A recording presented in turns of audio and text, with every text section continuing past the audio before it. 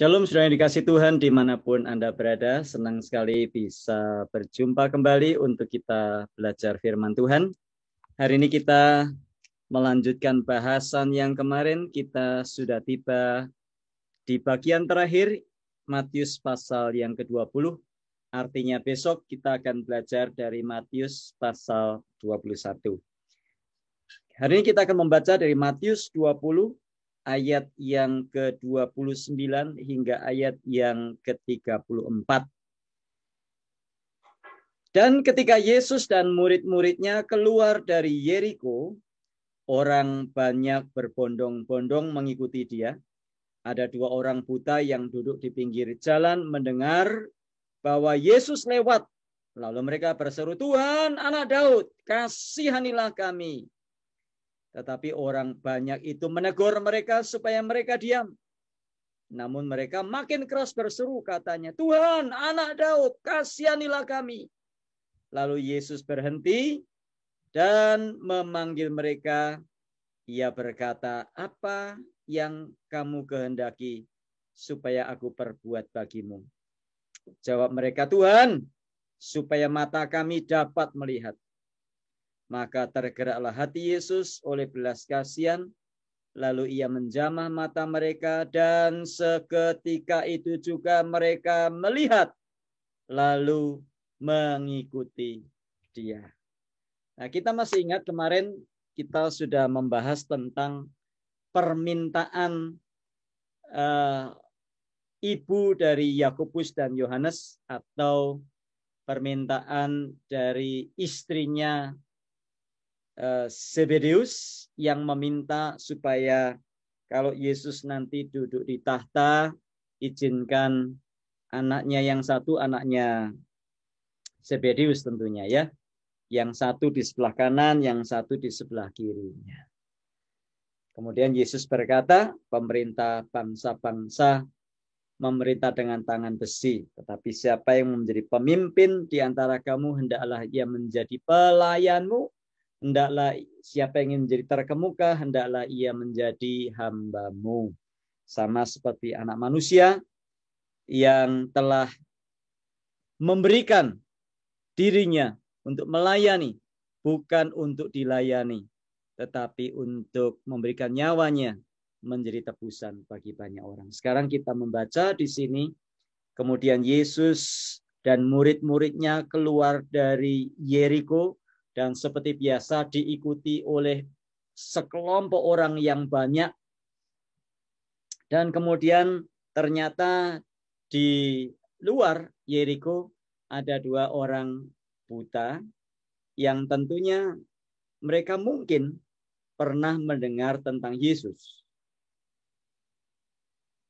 Dan dari hasil penyelidikan mereka, apa yang mereka dengar? Mereka mendengar bahwa Yesus adalah Anak Daud, yaitu gelar untuk Mesias yang dijanjikan bagi Israel. Jadi itulah satu-satunya kesempatan bagi mereka untuk mereka berteriak kepada Yesus, karena mereka sudah mendengar kuasa yang besar yang dimiliki oleh Yesus, sehingga orang buta melihat, orang lumpuh berjalan, orang bisu berkata-kata dan sebagainya. Itu sebabnya mereka berseru, "Tuhan, Anak Daud, kasihanilah kami." Satu permintaan yang wajar, satu jeritan yang sangat normal dari seseorang yang mendengar bahwa Yesus sanggup menolong mereka, sehingga mereka berseru kepada Yesus. Tapi ayat yang ke-31, tetapi orang banyak itu menegur mereka supaya mereka diam. Ya. Kenapa kok mereka menegur supaya dua orang ini diam? Ya, pertama, mereka ini kan orang buta. Orang buta pekerjaannya cuma mengemis, duduk di pinggir jalan, nggak ada apa-apanya, nggak ada gunanya lah. Ibaratnya di dalam tingkat kehidupan bermasyarakat, dua orang buta ini berada di strata paling bawah mungkin. Jadi teriakan-teriakan mereka itu mengganggu orang banyak ini, mengganggu kenyamanan mereka. yang sedang berbondong-bondong mengikut Yesus. Itu sebabnya mereka berkata, mereka menegur mereka supaya mereka diam. Ini orang-orang yang mengikut Yesus. Mereka bukan pemimpin loh. Nah, bayangkan, masih ingat konteksnya? Yesus pernah memperingatkan murid-muridnya bahwa pemerintah bangsa-bangsa memerintah dengan tangan besi. Mereka hanya memanfaatkan rakyat untuk posisi, kedudukan, dan jabatan. Nah, kita lihat para pengikut Yesus di sini, mereka belum jadi pemimpin. Mereka masih orang biasa, tetapi attitude-nya, ya, sikapnya sudah kayak bos. Sikapnya sudah tidak peduli dengan orang, sikapnya sudah memandang rendah orang lain, orang yang buta, orang yang hanya duduk di pinggir jalan, yang nggak punya apa-apa. Diam kamu. Nah, kita hidup di dalam lingkungan masyarakat yang seperti itu. Jadi, kalau seseorang itu punya sesuatu, penampilannya baik, ya, penampilannya bagus, penampilannya hebat, appearance-nya bagus, maka kita treat dia dengan baik, maka kita layani dia dengan baik. Kalau Anda pergi ke restoran, Anda pakai penampilannya itu meyakinkan, maka Anda pasti dilayani dengan baik. Kalau Anda pergi kemanapun juga, Anda naik pesawat, Anda pergi berlibur, Anda pergi ke tempat-tempat wisata, kalau penampilan Anda itu meyakinkan dengan tas yang bermerek, dengan sepatu yang bermerek, dengan mobil yang bermerek, dengan parfum yang bermerek, maka tentu Anda akan dilayani dengan pelayanan prima, pelayanan premium. Dan sebaliknya, kalau penampilan Anda itu kurang meyakinkan, parfumnya juga mungkin cuman Rexona atau apa merek-merek tas yang dipakai juga kurang meyakinkan, mungkin Anda akan mendapatkan perlakuan yang berbeda, bukan? Dan itu sudah wajar di lingkungan masyarakat di mana kita ada sampai hari ini. Bahkan kadang-kadang di dalam gereja pun juga perlakuannya seperti itu. Kalau orang punya posisi yang bagus di masyarakat, punya pekerjaan yang bagus, punya rumah yang bagus, punya yang semuanya serba bagus, maka dia mendapatkan pelayanan premium. Tetapi kalau dia ya mungkin hanya jualan kacang di pinggir jalan, mungkin perlakuannya kurang bagus. Ya, tidak semua gereja tentunya, ada satu dua mungkin. Kita tidak bisa memungkiri hal itu. Itu sesuatu yang sudah terbiasa berlaku di mana-mana. Nah, kita lihat di sini sangat bertentangan dengan Tuhan Yesus. Jadi ketika itu orang-orang menegur mereka supaya mereka diam. Namun mereka makin keras berseru, kata Tuhan, Anak Daud, kasihanilah kami. Nah, ayat 32 perhatikan. Lalu Yesus berhenti.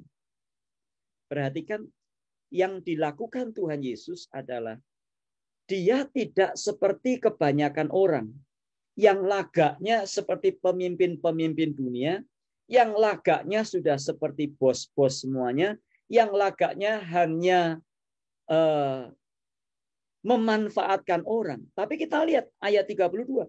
Lalu Yesus berhenti.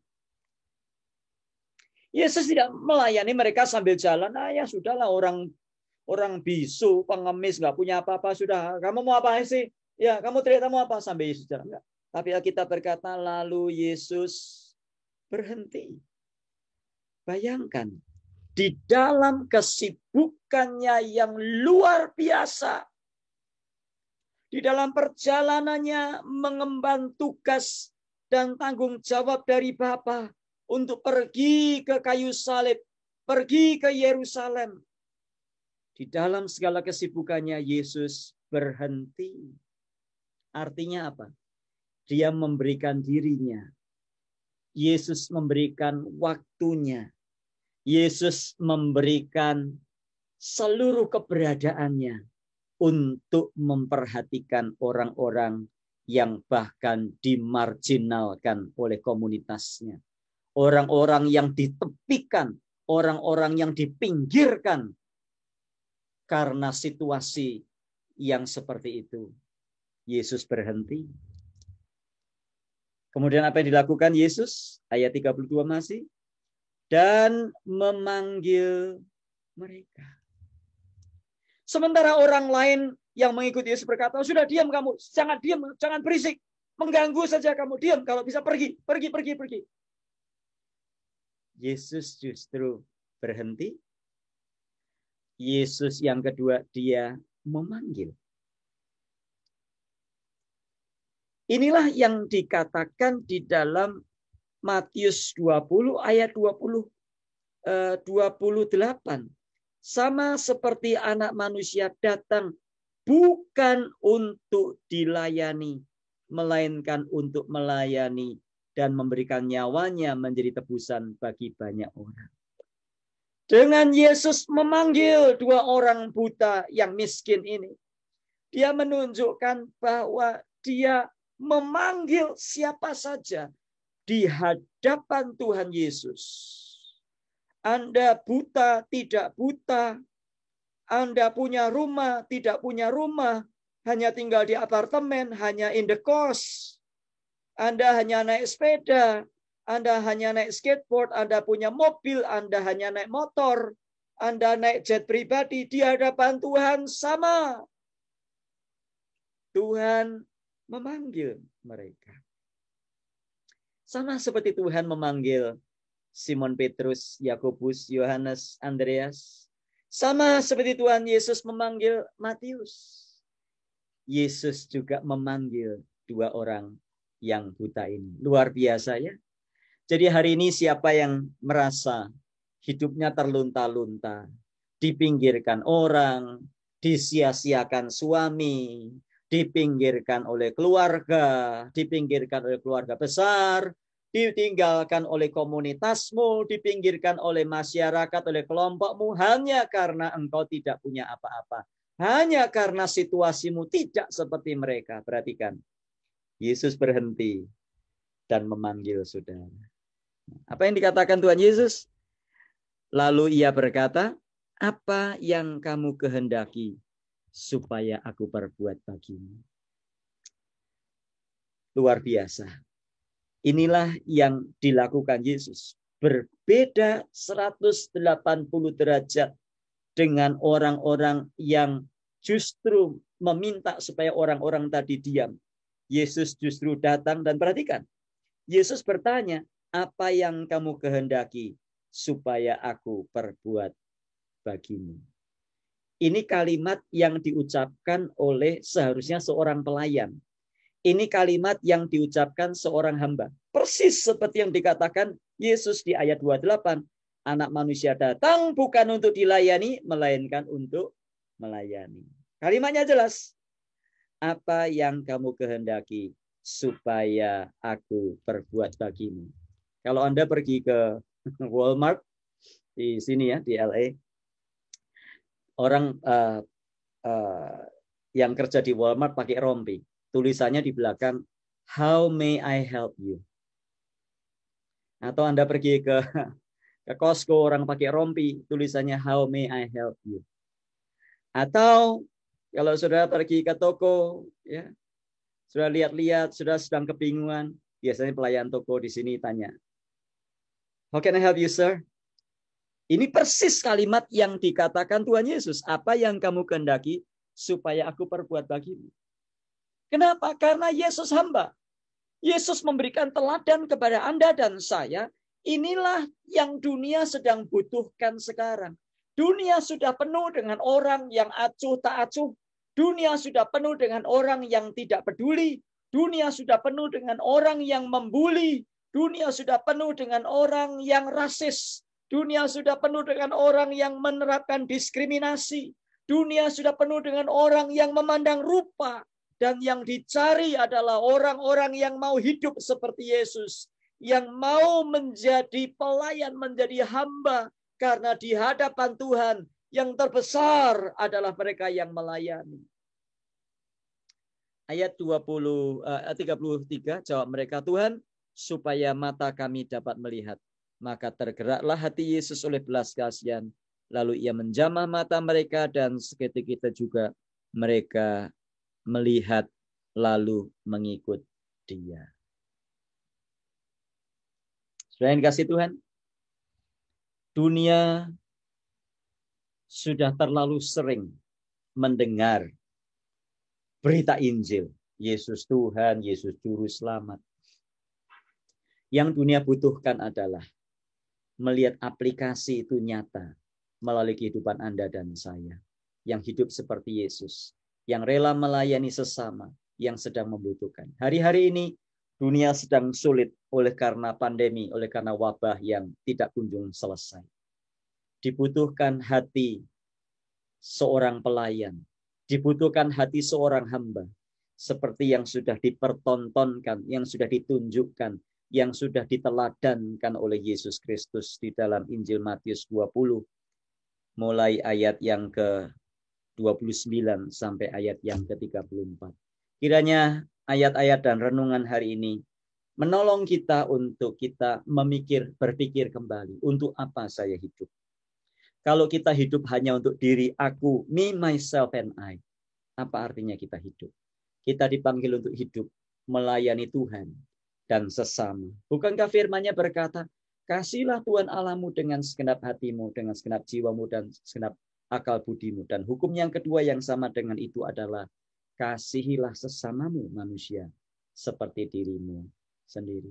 Kita melayani Tuhan melalui pelayanan kepada sesama. Kiranya ayat-ayat ini menjadi kekuatan dan perenungan bagi kita untuk kita bisa memiliki hati seorang hamba yang melayani. Bukan dilayani, tapi melayani. Bukan mengusir orang, tapi merangkul orang. Bukan terus berjalan, tapi berhenti. Bukan mengusir orang, tetapi memanggil orang. Tuhan memberkati, mari kita berdoa. Tuhan, terima kasih buat firman-Mu. Biar firman-Mu jadi kekuatan bagi kami untuk melanjutkan tugas tanggung jawab yang ada.